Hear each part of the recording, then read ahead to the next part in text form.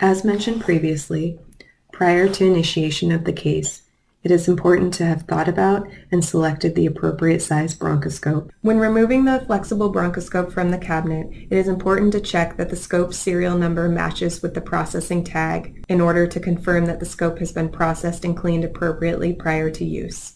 For example, when determining the appropriate bronchoscope size based on the size of the endotracheal tube, a rough estimate is the age in years divided by 4 plus 4.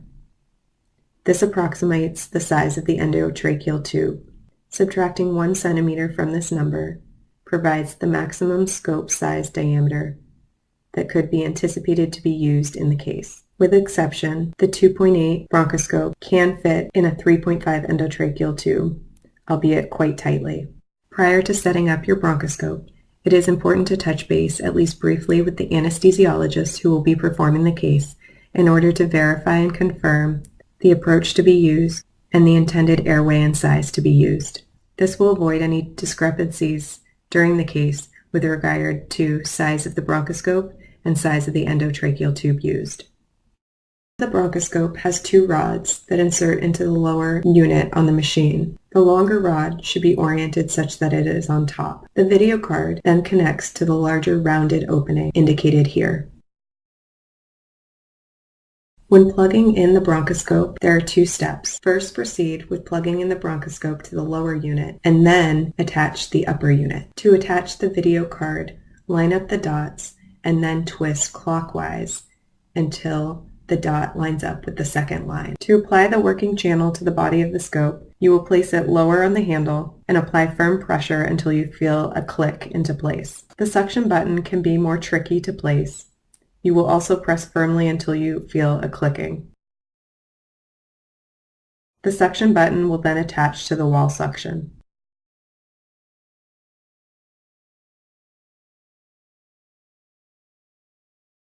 You will then need to push the button to turn on the lamp, as it will be in standby mode. Once the lamp is turned on, you will want to check the white balance of your bronchoscope, as well as the camera.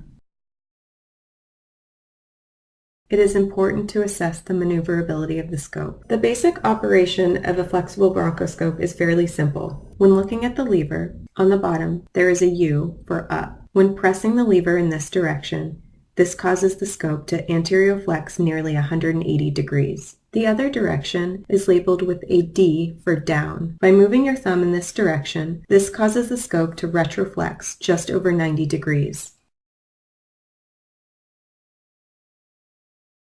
Given that the distal tip only moves in 2 directions, either flexion or extension, the scope should then be rotated to the right or left to orient the tip in the appropriate direction. The buttons located on the front of the bronchoscope will both capture an image and freeze the image. If you inadvertently freeze the image, simply press the button again to unfreeze the camera. The last steps to set up the bronchoscope are to assess the functionality of your suction channel and to apply lubrication from the proximal to distal insertion tube, taking care to avoid getting any lubrication on the tip of the scope.